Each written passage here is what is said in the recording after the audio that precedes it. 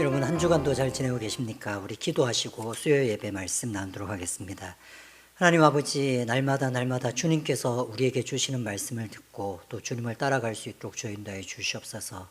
또 우리가 미처 생각하지 못할 때라도 주님께서 늘 보호하시고 인도하여 주시길 원하오며 예수님의 이름으로 기도드렸습니다.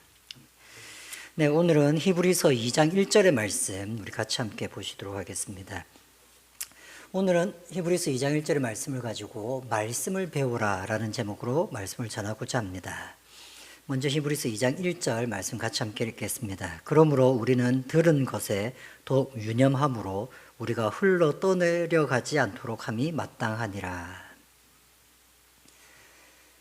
성경 공부라고 하는 것은 교회에 오면 늘 하는 것 중에 한 가지이기도 합니다. 그래서 어쩌면 우리들 교인들 중에는 이제는 성경 공부가 질려서 더 이상 못하겠다고 생각하시는 분도 있으실 겁니다. 우리는 공부에 대해서 몇 가지 오해가 있습니다. 첫 번째 오해는 공부는 모르는 것을 배운다라는 것에 있습니다. 우리가 학교를 다니거나 이럴 때는 모르는 것을 배우는 것처럼 보입니다. 하지만 실제로 인생의 공부는 몰라서 배우는 것은 아닙니다. 다 알고 있지만 잊어먹지 않기 위해서 배우는 것, 더 깊게 알기 위해서 배우는 것입니다. 말하자면 성경 공부는 아는 것을 더 깊게 알기 위해서 배우는 것입니다. 혼란스럽게 알고 있는 것이거나 아니면 약간 오해하면서 알고 있는 것을 더 정확히 알기 위해서 배우는 것이 성경 공부이기도 합니다. 그렇게 보자면 성경 공부는 끝이 없이 계속 이어질 수 있습니다. 왜냐하면 계속 수준이 높아지고 이해가 깊어지는 것이기 때문이죠. 또 공부에 대해서 한 가지 오해가 더 있다면 공부는 누군가에게서 배워서 하는 것이라는 생각을 가지게 되는 것입니다. 공부는 항상 우리가 누군가에게서 배웁니다. 심지어는 돈을 주고 학원에 가서 배우기도 했지요. 그러나 인생의 공부라고 하는 것은 돈을 주고 배우거나 누구에게 꼭 배워야 되는 것은 아닙니다. 오히려 그래서 인생의 공부는 깨달음에 가깝습니다. 하지만 이 깨달음을 알기 위해서 노력하는 사람들, 대표적인 것이 스님들이죠. 스님들은 어떤 화두를 가지고 늘 깨달음을 발견하려고 합니다. 하지만 이 스님들조차도 스승 없이 공부하지는 않습니다.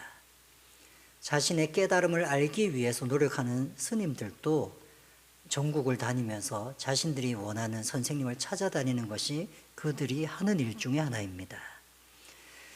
공부는 아는 것을 더 잘 알기 위해서 하는 것이고 또 공부는 아는 것이긴 하지만 그래도 누군가의 도움을 통해서 배워야 하는 것이기도 합니다. 자기가 해야 되는 것이기도 하지만 선생님은 필요한 것이죠. 그런 의미에서 교회는 늘 성경 공부를 해야 됩니다. 그래서 오늘 우리가 읽었던 성경 구절에서는 이렇게 표현하고 있습니다. 우리가 들은 것에 더욱 유념함으로 우리가 흘러 떠내려가지 않도록 함이 마땅함이니라. 아무래도 사도 바울이 적은 것으로 히브리서는 사도 바울이 적은 것으로 기록합니다. 사도 바울은 교인들에게 이렇게 얘기합니다. 이미 다 듣고 알고 있는 것을 더 유념함으로 흘러 떠내려가지 않도록 믿음을 잃어버리지 않도록 하는 것이 마땅하다고 얘기하는 것입니다. 한번 배웠던 말씀, 한번 들었던 말씀, 이 말씀을 간직하라고 하는 것입니다. 그래서 이 말씀을 간직하기 위해서 스스로 큐티도 해야 되고 스스로 성경도 읽어야 되겠지만 또 한편으로는 말씀을 배워야 되는 것입니다. 교회에 오면 교회의 모습을 보면 마치 학교하고 비슷할 때가 많이 있습니다. 선생님은 가르치고 학생은 배우는 것처럼 교회도 오면 목사님은 가르치고 성도들은 배우게 됩니다. 이런 모습들이 절이라든지 이런 곳에 가서 혼자 마음을 수양하는 것과는 좀 다른 독특한 기독교만의 어떤 모습처럼 보입니다. 과연 이것이 성경적인 모습일까요? 저는 당연히 성경적인 모습이라고 생각합니다. 왜냐하면 예수님께서 이 땅을 떠나시면서 자신의 제자들에게 하신 명령을 보면 이런 모습, 가르치고 배우는 모습이 너무나도 기독교적이고 성경적인 모습이라는 것을 알 수 있게 됩니다. 유명한 말씀, 지상명령으로 알려져 있는 마태복음 28장 18절에서 20절까지의 말씀을 보면 예수님께서 이 땅을 떠나시면서 제자들에게 하신 명령들이 적혀 있습니다. 근데 그 명령들의 일부분, 마지막 부분은 이렇게 되어 있습니다. 내가 너희에게 분부한 모든 것을 가르쳐 지키게 하라. 볼지어다 내가 세상 끝날까지 너희와 항상 함께 있으리라. 내가 예수님께서 제자들에게 분부한 모든 것을 다른 사람들에게 가르쳐서 지키게 하라는 것입니다. 사도들이 했던 대표적인 일은 그래서 가르치는 일이라고 할 수 있습니다. 만약에 이 사도들에게 전도를 받아서 교회를 나오게 된 사람, 예수님을 믿게 된 사람이라면 그 사람이 첫 번째 하는 것은 바로 배우는 일이었습니다. 제자들은 예수님이 하셨던 말씀을 가르치고 처음 예수님을 믿게 된 사람들은 그것을 학교에서 배우듯이 그 제자들을 선생님 삼아서 배우게 되는 것입니다. 이것이 예수님이 제자들에게 하신 명령이고 그 명령대로 실천했을 때에 처음으로 성도가 된 사람들이 해야 될 일이었습니다. 가르치고 배우는 일. 가르치고 배운다는 일은 굉장히 중요한 일이었습니다. 심지어는 맨 처음 성도가 된 사람들이 어떤 사람들이었는지를 생각해 보자면 가르치고 배운다는 것이 얼마나 대단한 것인지 알 수 있습니다. 예루살렘 교회의 첫 번째 성도가 된 사람들은 오순절날 이후에 모였던 사람입니다. 그때 오순절날 성령이 임하시고 제자들 가운데서 방언이 터져 나옵니다. 그러자 사람들이 막 몰려들게 되죠. 몰려든 사람에게 베드로가 첫 번째 설교를 하게 됩니다. 첫 번째 설교의 1차적인 두 번의 설교라고 할 수 있는데 첫 번째 설교는 예수님의 죽으심과 부활에 대한 설교였습니다. 특별히 죽으심에 대한 더 강조가 있었죠. 방언을 듣고 몰려든 사람들에게 너희가 죽인 예수가 우리의 구세주 메시아였다라고 얘기합니다. 그러자 그 모인 사람들이 베드로에게 이렇게 질문을 하죠. 우리가 그러면 어찌할꼬? 이제 앞으로 어떻게 해야 되느냐? 그때 베드로가 예수님을 믿으면 성령을 선물로 받는다고 하는 설교를 하게 됩니다.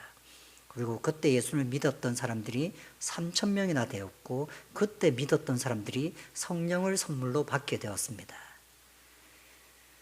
처음으로 예수님을 믿게 된 사람들, 그리고 그때 예수님을 믿을 때에 가시적인 성령님의 임하심을 경험했던 사람들, 이 사람들이 했던 일이 무엇인지를 사도행전 2장에서는 이렇게 얘기합니다. 2장 42절, 여기서 그들이 바로 처음으로 성령을 체험하고 예수를 믿었던 사람들입니다. 그들이 사도의 가르침을 받아 서로 교제하고 떡을 떼며 오로지 기도하기를 힘쓰니라. 오늘의 강조점은 기도에 있지는 않습니다.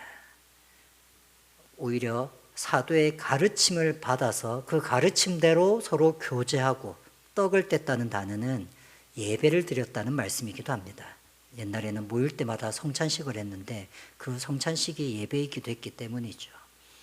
그래서 사도들의 가르침을 받아서 교회 안에서 교제하고 예배를 드리고 그리고 기도하기에 조금 더 신경을 쓰고 그렇게 했던 것이 초대교회 교인들이었습니다.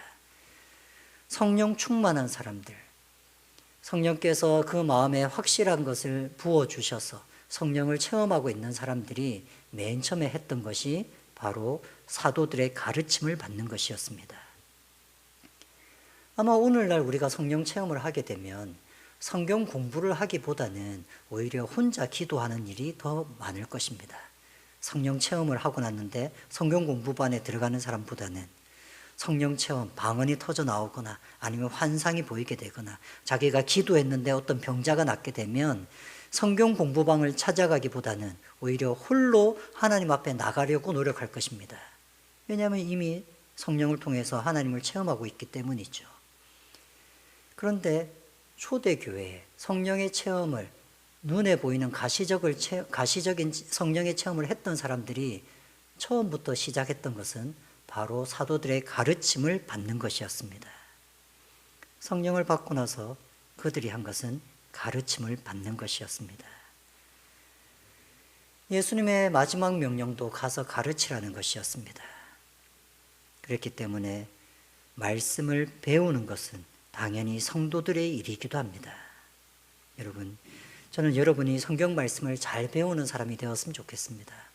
아마 최고로 잘 배우는 것은 스스로 연구해서 스스로 공부해서 배우는 것이 제일 잘 배우는 방법 중에 하나일 것입니다.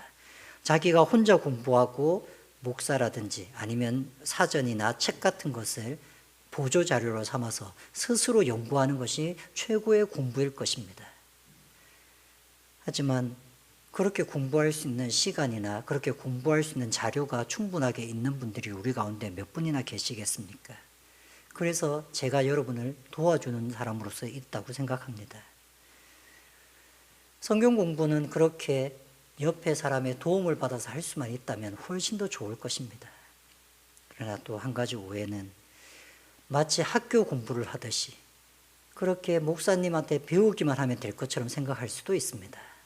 성경 말씀을 배우는 것에 대해서 디모데후서 3장 14절은 이렇게 말씀합니다. 너는 배우고 확신한 일에 거하라. 배우고 확신한 일. 우리가 가르치고 우리가 배우는 이유는 우리 마음의 확신을 가지기 위한 것입니다. 아마 첫 번째 확신은 예수 그리스도, 복음에 대한 확신일 것입니다. 네, 그것을 가르치고 그것을 배워야 합니다. 배울 뿐만 아니라 그것을 확신할 수 있도록 믿음을 더욱더 키워가야 될 것입니다. 하지만 확신하는 것이 그것만 있지는 않습니다. 어떻게 하는 것이 하나님의 뜻인지, 이 땅을 살아갈 때에 어떻게 사는 것이 더 좋은 것인지, 삶의 원칙, 삶의 방법, 삶의 길에 대한 확신도 있어야 됩니다. 이렇게 사는 것이 중요한 거야. 그냥 돈 번다고 정신없이 사는 게 중요한 것이 아니라 하나님 앞에 예배 드리면서 하나님 앞에 감사하면서 하나님 앞에 뭔가 바쳐가면서 시간과 물질과 정성을 바쳐가면서 사는 것이 올바른 것이야. 이런 것을 확신하면서 살아가는 것이죠. 우리는 우리의 삶의 확신을 위해서 성경을 배우는 것입니다. 그저 어디 가서 좋은 성적을 얻기 위한 것도 아닙니다. 교회에 프로그램이 있으니까 이 프로그램을 마무리하기 위해서 그 과정을 밟기 위해서 성경 공부하는 것도 아닙니다. 성경을 배우는 이유는 우리의 삶의 확신을 더 늘려가기 위한 것입니다. 저는 성경 공부가 여러분의 신앙의 확신이 더욱더 늘어가는 과정이었으면 좋겠습니다. 하나님의 말씀을 배우는 것은 굉장히 중요합니다. 저는 그런 사람으로서 목회자가 있다고 생각하는 사람 중에 한 명입니다. 네, 분명히 목회자가 함께 기도하고 삶의 어려운 문제에서 같이 동참하고 네, 그들을 위해서 기도로서 뭔가 도와주는 것, 네, 이런 것도 분명히 필요합니다. 말씀만 가르치는 사람으로서 목회자의 자질이 다 있다고 생각하지는 않습니다. 하지만 주 이유, 목회자가 있는 첫 번째 주된 이유 중에 하나는 성경을 가르치는 교사로서 있다고 생각합니다. 여러분, 하나님께서 왜 목회자들을 교회에 세워주셨겠습니까? 그것은 여러분에게 말씀을 가르치는 자로, 말씀에 대한 관심을 잃어버리지 않게 만드는 자로 서 있는 것이지 않겠습니까? 여러분이 더욱더 저를 통해서 또 혹은 다른 것을 통해서든 말씀을 더욱더 배우시고 그 말씀 가운데에 확신하는 것이 더욱더 늘어가는 그런 인생이 되시기를 바랍니다. 우리 같이 함께 기도하시겠습니다. 하나님 아버지, 우리의 삶 가운데서 주신 이 말씀이 얼마나 귀중한 것이고 또 우리의 삶에 얼마나 기준이 되는 것인지를 실제로 경험하며 살아갈 수 있도록 주님 인도하여 주시옵소서.